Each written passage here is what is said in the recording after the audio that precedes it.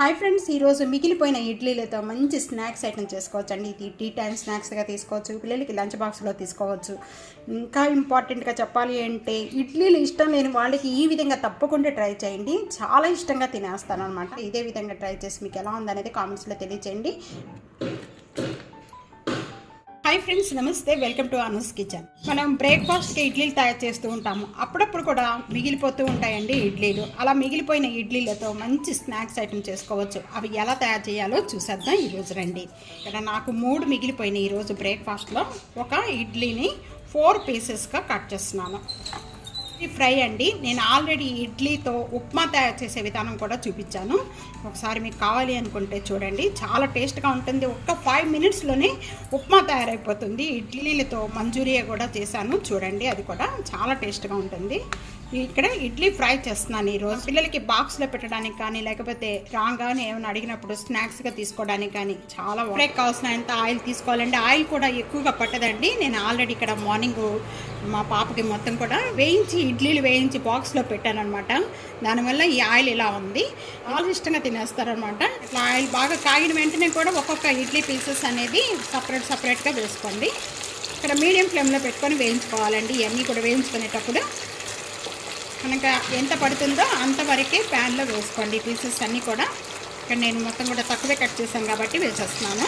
వేసిన వెంటనే కూడా కదపకండి. కొద్దిగా వేగిన వెంటనే కూడా 1 సైడ్ గోల్డెన్ కలర్ వచ్చే వరకు కూడా వేయించుకున్నాక అప్పుడు 2 సైడ్స్ కూడా బాగా కొద్ది కలుపుతూ వేయించుకోవాలి. ఇక వేగిన తర్వాత ఇంకా హై ఫ్లేమ్లో పెట్టేసుకోవచ్చండి. అప్పుడు కలర్ చేంజ్ అయిపోతాయి.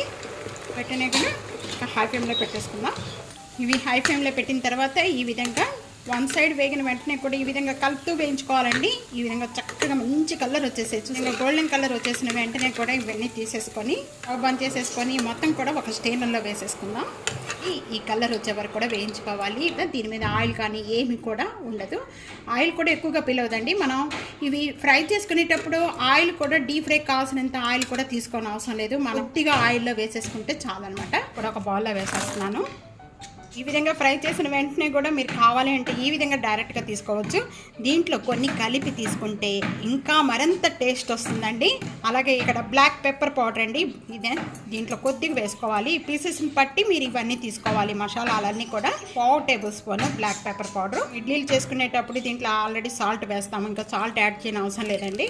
అలాగే ఇట్లా ఆర్గునో, మనం ఇలా ప్యాకెట్లు మనం ఎప్పుడైనా పిజ్జాలు కానీ ఏమైనా తీసుకున్నప్పుడు ప్యాకెట్లు వస్తూ ఉంటాయి. అవన్నీ కూడా ఇలాగ దాచిపెట్టి మీరు ఇట్లాంటి వాటికి కూడా మీరు వేసుకోవచ్చు. ఇక్కడ నేను ఆర్గనో వేస్తున్నానండి. కొద్దిగా చిల్లీ ఫ్లాక్స్, ఈ చిల్లీ ఫ్లాక్స్ కూడా కొద్దిగా. ఇక్కడ 1 పించ్ కారం అండి. ఇక్కడ మనం చిల్లీ ఫ్లాక్స్ వేసాము, కావాలి అనుకుంటే కారం కూడా వేసుకోవచ్చు. పిల్లలకైతే మాత్రం చిల్లీ ఫ్లాక్స్ బంద్ చేసేసి కారం వేయండి. చిన్న మూత పెట్టేసేసుకొని కొద్దిగా ఇలా షేక్ చేయాలన్నమాట. షేక్ చేయడం వల్ల ఆ పీసెస్ అన్నిటికీ కూడా ఈ మసాలా అంతా కూడా బాగా పడుతుంది. మిగిలిపోయిన ఇడ్లీలతో మంచి స్నాక్స్ ఐటమ్ ఇడ్లీ ఫ్రై తయారు చేసుకోవచ్చు. ఈ విధంగా తప్పకుండా ట్రై చేయండి. మీకు ఎలా ఉందనేది కామెంట్స్లో తెలియజేయండి. సబ్స్క్రైబ్ చేయడం మర్చిపోతే ఫ్యామిలీతో ఫ్రెండ్స్తో షేర్ చేస్తుండండి. వీడియోని లైక్ చేస్తూ ఉండండి. Thank you for watching.